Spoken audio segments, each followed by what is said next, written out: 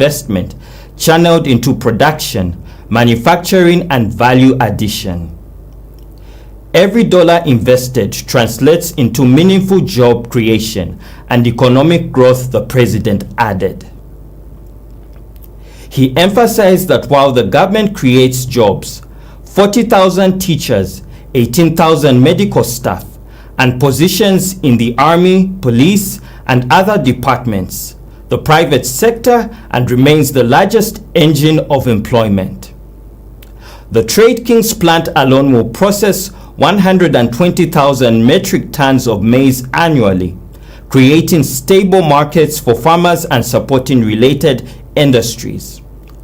The facility will produce starch, glucose, and animal feed, promoting value addition, boosting exports, and replacing imports. President Hichilema highlighted the potential import savings and export earnings of over 180 million US dollars, reinforcing Zambia's path towards industrial growth. More in this report. Your Excellency, you whispered something to me when we were walking, something that you did to me even 4 years ago when you gave us this responsibility, contract production. It is something that I will also engage Trade Kings Group, Mr. President, to have specific farmers of grain directed to them and to supply them so that our small-scale producers of maize will produce in mind bearing that they already have an off-taker who will give them the right price at the right time. It's truly our duty to drive investments in our country. And, but more importantly, the value of this factory, this plant. So we need to celebrate the value of this plant, and I'll come to that just a moment from now.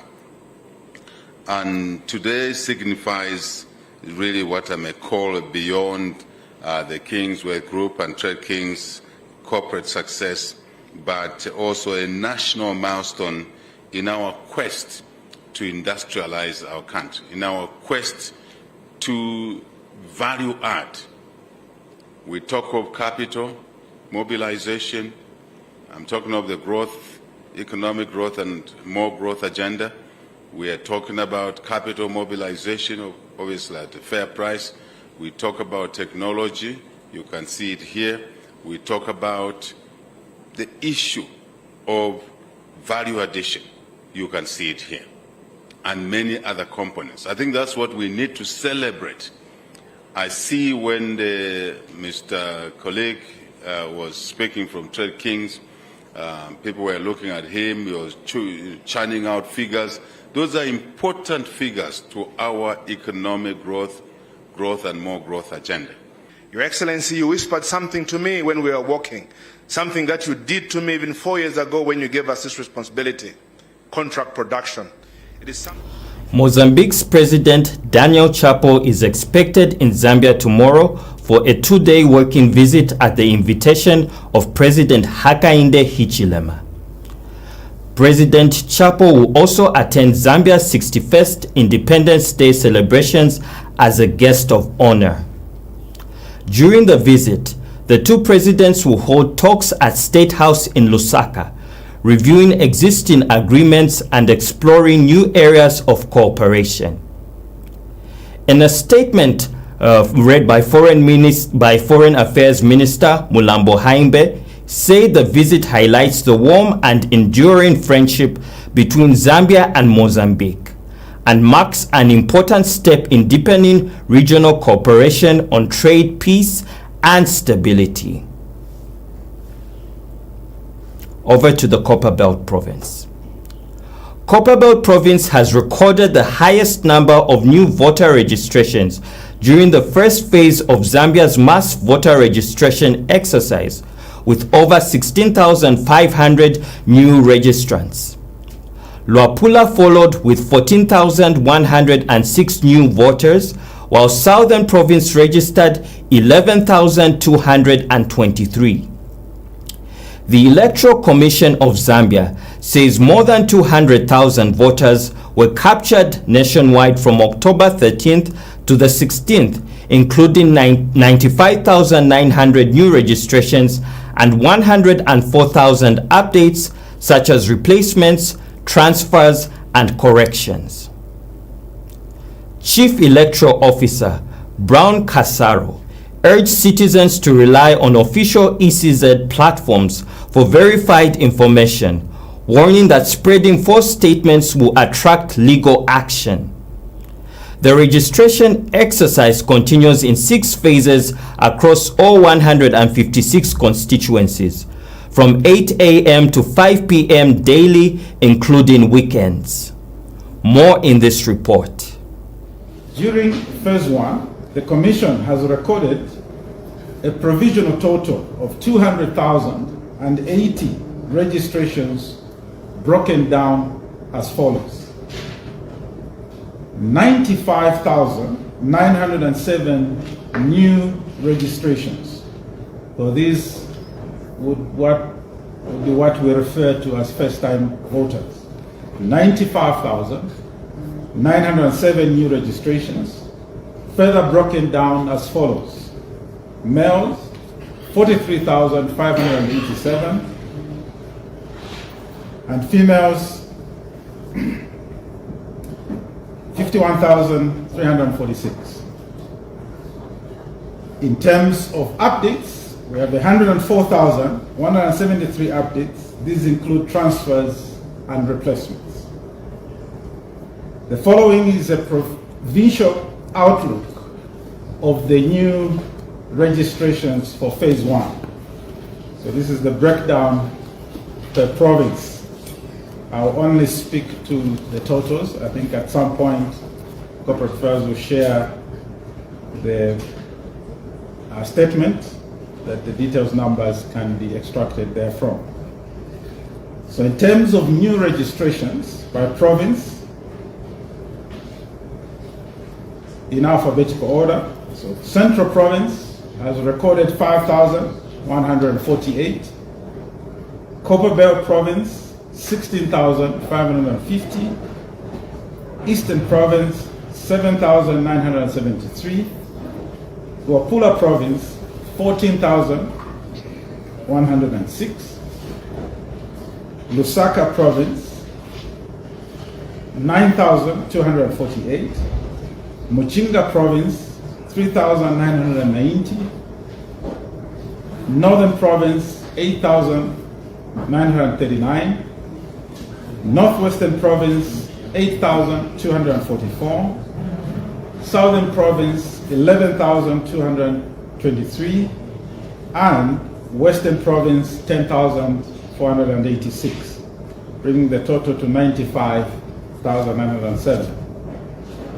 Further, the following is a provincial breakdown for updates, which includes replacements. The Ministry of Local Government has temporarily suspended the Cash for Work program nationwide to allow for reconciliation and a review of its operation guidelines.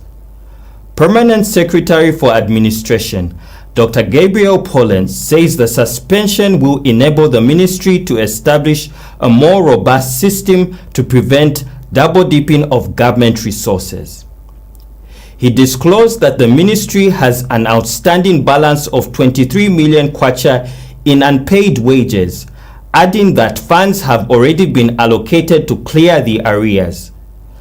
Dr. Pollen explained that some beneficiaries already receiving social cash transfer support were also enrolled in the program, a situation he said must be addressed through data consolidation across ministries to eliminate overlaps and strengthen accountability.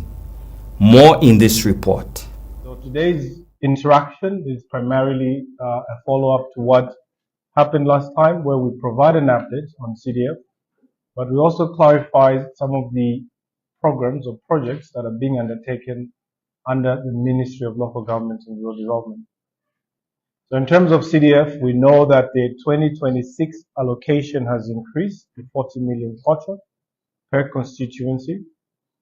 And actually the amount has been going up from 2021 to date. So we know that over the past 3-4 years, government has been committed to ensuring that more resources are allocated towards CDF. But what is the primary objective of CDF?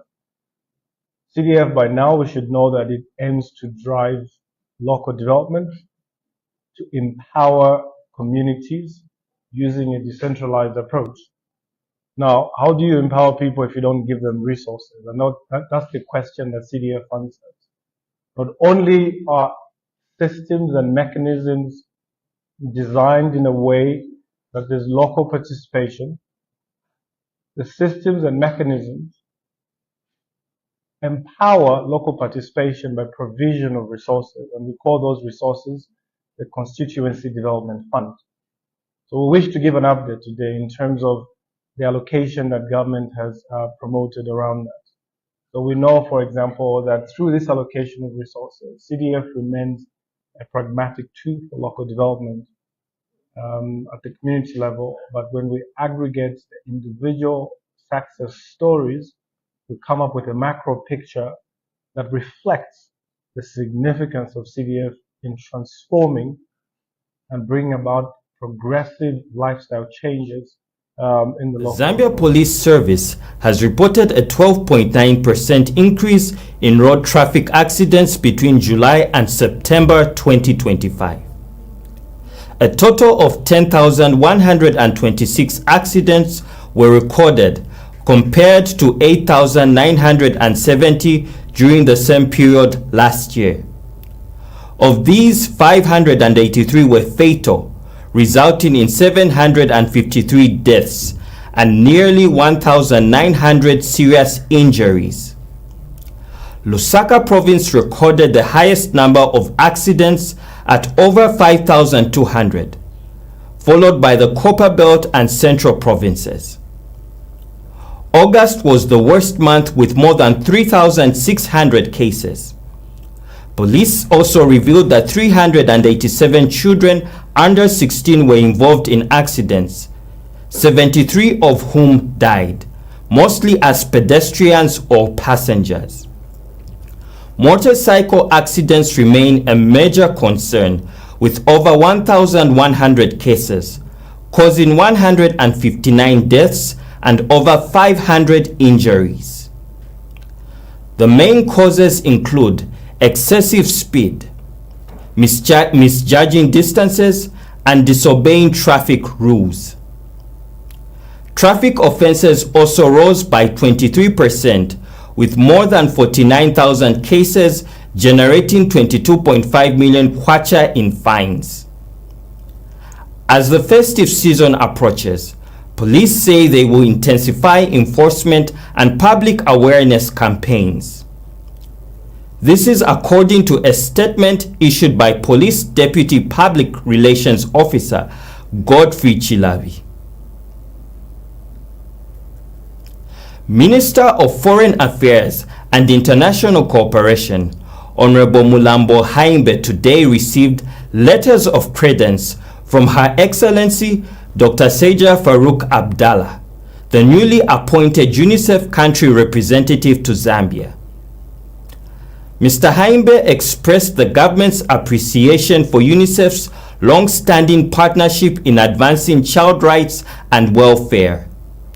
He highlighted efforts to eliminate early child and forced marriages through engagement with traditional leaders and reaffirmed Zambia's commitment to strengthening child welfare initiatives. He welcomed Dr. Abdallah and emphasized Zambia's continued progress in safeguarding children, noting achievements such as the enactment of the Children's Code Act. Dr. Abdallah commended the country for reducing child mortality from 191 to 42 deaths per 1,000 live births, and assured the unit that UNICEF strategies will align with both African-wide initiatives and Zambia's national development agenda. We take a set of commercials. Join me for more news on the other side.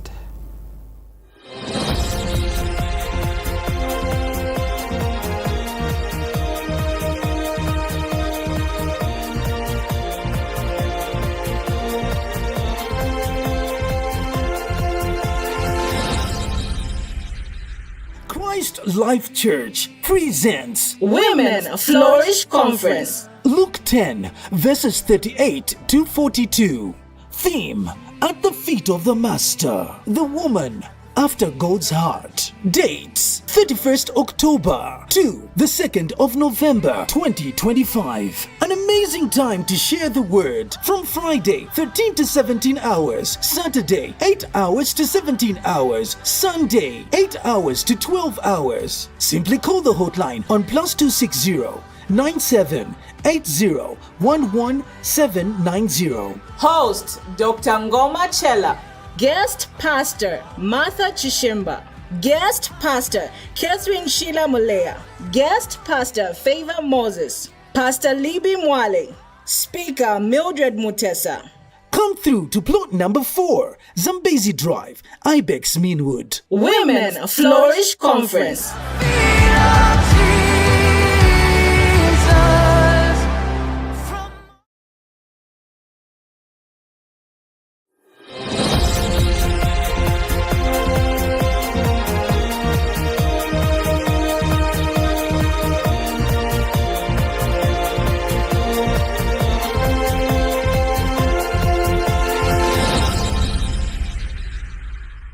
Welcome back. Thank you for staying tuned. We continue with the news.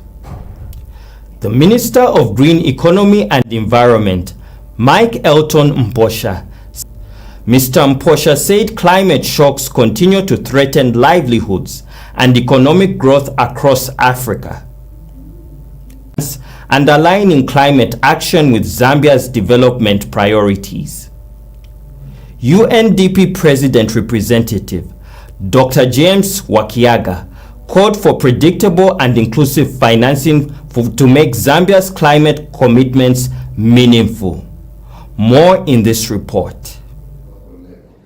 Climate change has implications on internal security as it affects availability of arable land and water, which could easily lead to conflicts among communities while exacerbating the human-wildlife conflict as witnessed during the drought situation. Guest of honor, the climate crisis is no longer a distant threat, and in fact I do agree with Abel when he says that it is a lived reality for all of us. From the floods and droughts to food insecurity and displacement, the impacts are most felt acutely by those who are least responsible. Pointed out, the urgency of climate action is no longer a distant warning. It is a present reality.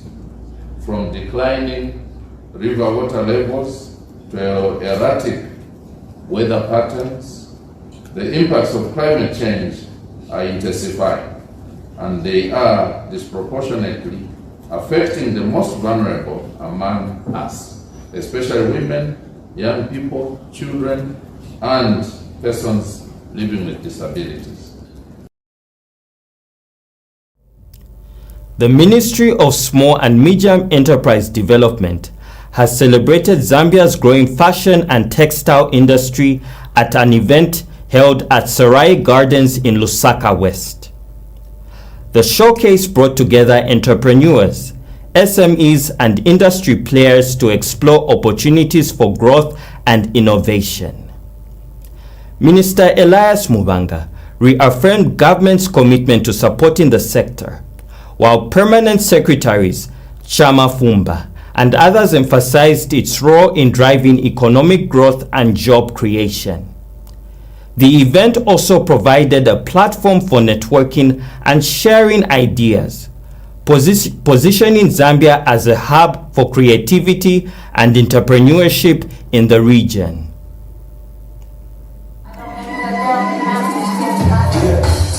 Today, we want to see how we can facilitate the market, networking opportunities. We want to see those who are good at designing. We also want to look at our cultural heritage, which is also very important. And I'm happy that PS in the Ministry of Youth and Sports, in fact, is looking at us So I think that is interesting to see, to look at. You know, I must tell you this, both the Minister of Youth and the Minister of SME. There is a lady who was selected to go and represent Zambia to African Union on this industry. She'll be going there. The ministry has facilitated for her travel, the Minister of Youth, and the Minister of SME has also facilitated for her logistics when she gets to Ethiopia. So you could be one of those, in the next month. You could be one of those. So we want you to showcase these are opportunities. And for us, Minister of SME, it's a business. We're looking at the entrepreneurial spirit in this, design. So what I was saying, my PSs and my directors are here to see what can we fish out from here. And we give you support. And you need to know also that government increased the empowerment fund through Season Economic Empowerment Commission. You could be one of those that maybe, that can be picked up within this industry.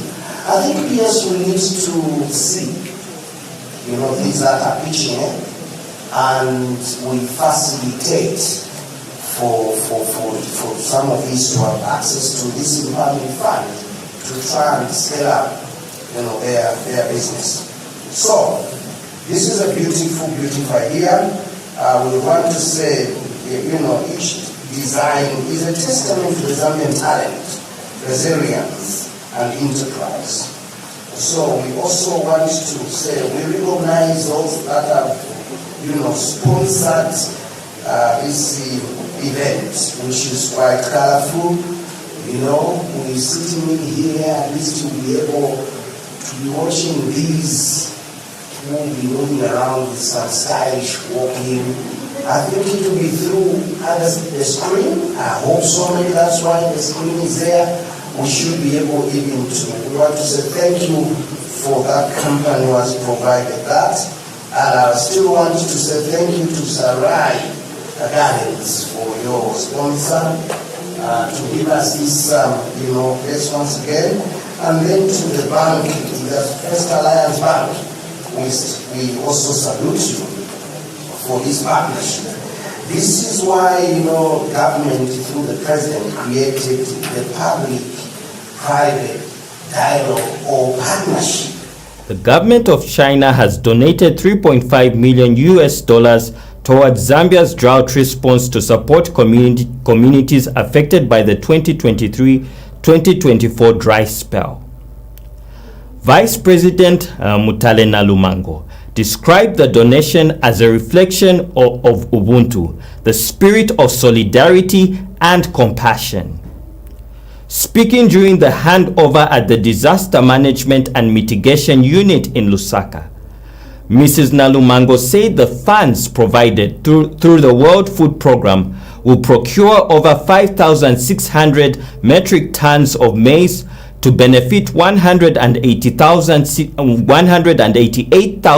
citizens in drought-hit areas of southern and western provinces. She said the support shows lasting friendship between Zambia and China, as both nations continue to strengthen ties in food security and climate resilience. The Lusaka City Council has intensified cleaning activities in the Central Business District ahead of the rainy season. Council teams are clearing drainages at the new Soweto market to prevent blockages and reduce the risk of waterborne diseases such as cholera. Public Relations Manager Chola Mwamba says the initiative aims to promote public health and environmental cleanness. She urged traders to stop dumping waste indiscriminately, warning that violators of the Solid Waste Regulation and Management Act of 2018 will face legal action. The council says maintaining a clean and healthy environment remains a top priority as the rainy season approaches. Copperbelt Minister Mr. Elisha Matambo toured U-Metals along the Chingola-Solwezi Road following reports of environmental pollution affecting local communities. Farmers and this includes farmers and Wankole Day High School. Expressing disappointment in the mine's operations, Minister Matambo recommended the closure of U-Metals until all environmental and community concerns are fully addressed. Zambia Environmental Management Agency, ZEMA, has been tasked to strengthen the oversight on the copperbelt mining sector.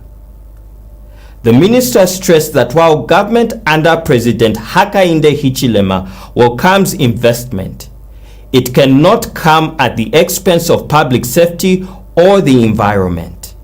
He warned that the company must comply before reopening or face legal action if it continues illegal operations. More in this report. Do you have all these complaints? The damage to the road, the dumping, just look at the environment. Just look at the environment itself. Yes, sir. What did my friend say, my colleague, the Minister for Green Economy, when he came here? Yes, so when he came, we issued them an order to stop all activities, and then not only that, to move the material away from the dump area. Until they do it. Well, they are working, these people. They are working. Yes, and then further action have to be taken against them. You know what I'm going to do? You know what I'm going to do, Azema? I am the minister for this province. I'm civil servant number one. I'll disband all of you from this province. Maybe you go and work from somewhere else. You are not serious. You are not serious because President Hakainde has been working so hard to bring the mining sector back to life. And every day we get good news on the roads, good news on the mines, good news with agriculture. We are only getting bad news from what is supposed to be sorted out by ZEMA. That's why we are getting bad news. Affecting the environment, affecting the people. Why should we have a problem, an office which is not going to sort out issues for the people? Why? Why are we going to have problems like that? Because if my colleague said close this place, do you see it fit to operate this? You and me. Then ask me a question. Are these guys supposed to operate like this? No, not given the many authority. But why are they operating illegally? Why didn't you go to him or the police to arrest these people? Why? Why are we going to have? Why are you trying to decampaign President Hakainde Hichilema? Why? Because this is not normal. This is not normal. We are just coming from environmental issues, and there are issues like this here.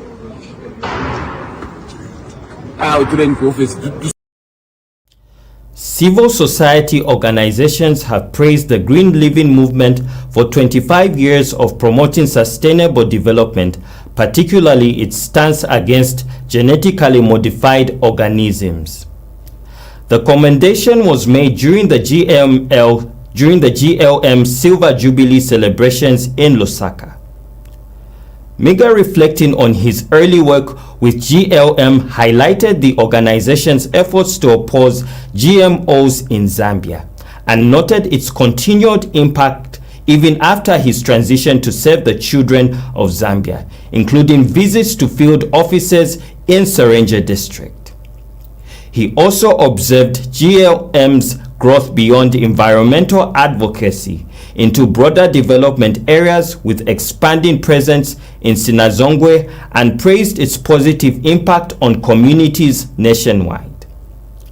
Miga stressed the urgent need to address climate change and credited the organization's success to Emmanuel Mutamba's leadership and the dedication of the GLM team.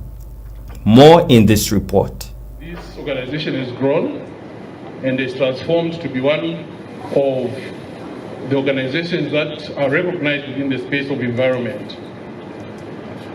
For me, speaking on behalf of CSOs, I really want to appreciate your work and the transformation that has taken place over the 25 years. And I really want to say, keep the good work.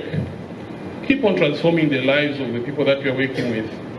Given the current issues that are happening, especially the effects of climate change, the impacts that the communities are feeling, I think it is our duty as CSOs to work so that we reduce some of these impacts, we build resilience within the communities, but at the same time, try to improve the livelihoods of the people that we are saving, and that is what GLM is doing.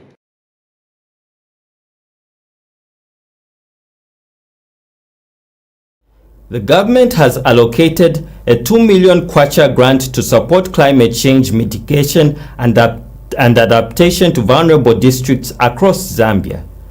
Mumbwa and Luano in Central Province have been selected to benefit with projects expected to be implemented before December 25th, according to Maimbolwa Matale, monitoring and evaluation specialist at the Ministry of Green Economy and Environment. Dr. Milna Mwanakampwe, Central Province Permanent Secretary, highlighted the province's inconsistent rainfall, noting that some areas experience heavy rain in early December, while others see none in January. He emphasized the government's commitment to help communities manage these challenges through local initiatives, including water harvesting and other climate interventions. Dr. Mwanakampwe also pointed out flood-prone areas in Mumbwa, such as Namcheche and Shatele, which are at risk of cholera outbreaks. He proposed installing waterborne toilets to prevent contamination of drinking water and stressed the importance of providing citizens with access to clean water separate from animals. More in this report.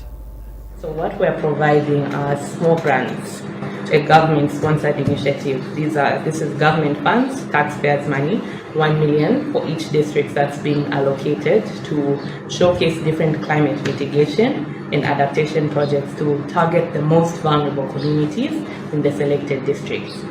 What are some of the climate change challenges that you are facing, and how can the ministry assist you? We have this grant available of 1 million per district. It's a small grant, but we know we can still have a big impact on the ground.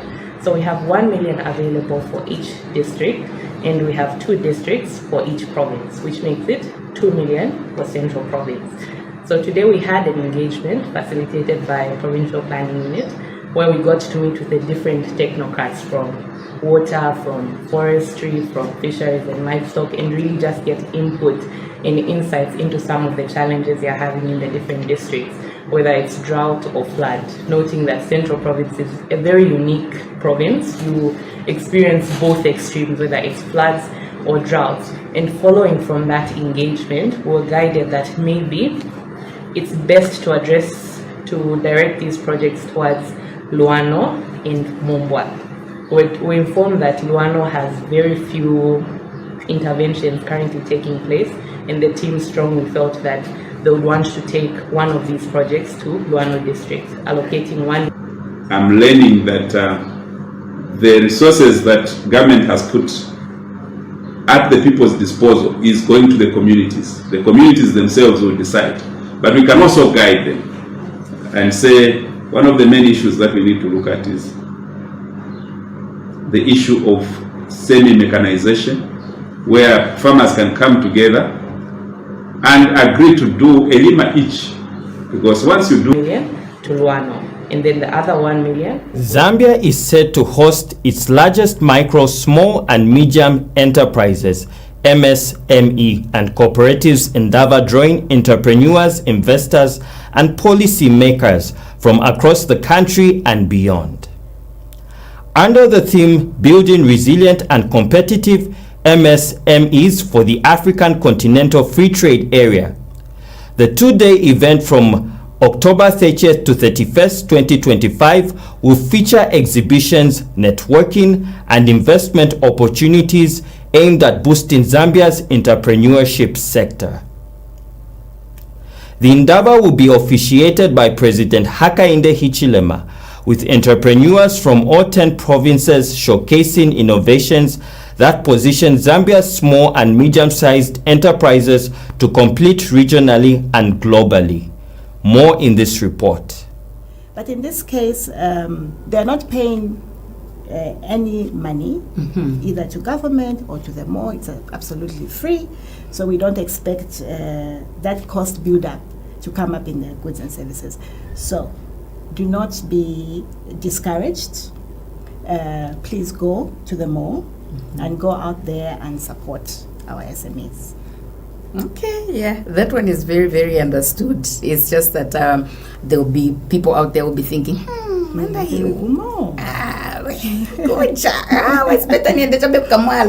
know this time don't go to Kamwala. If you're looking for the outfits for the kids' Independence Day, I know most schools will ask their children to come in Independence wear. We've brought everything centrally for everybody. And also for the public service workers who will be thinking, oh, today maybe I forgot to wear chitenge. On your way home, Pastor Remo. Take another break. Join me on the other side with sports and international news.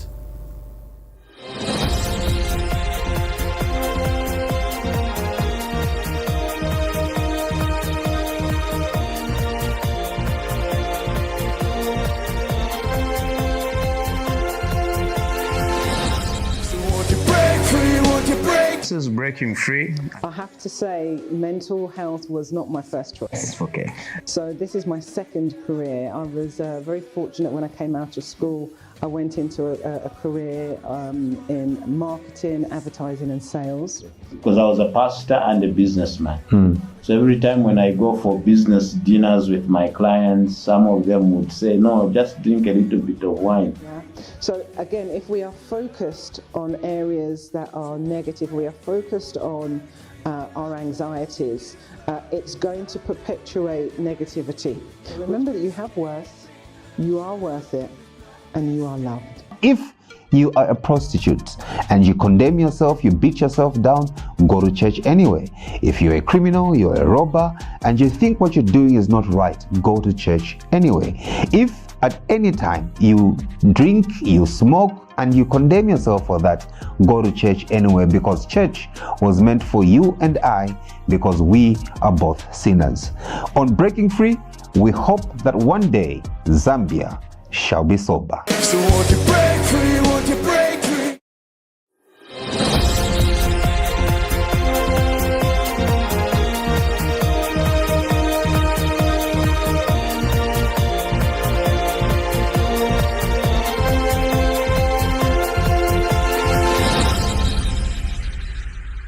Welcome back. Thank you for staying tuned. We continue with the news. In sports news, the Zambia Under-17 women's national team resumed training on Monday afternoon as they prepare to face Japan in the Group F match on Wednesday. The Copper Princesses suffered a 2-1 loss to Paraguay on Sunday, but are now focused on bouncing back in their next game. Recovery training took place at Asfa football pitch in Rabat, Morocco, as the team gears up for a crucial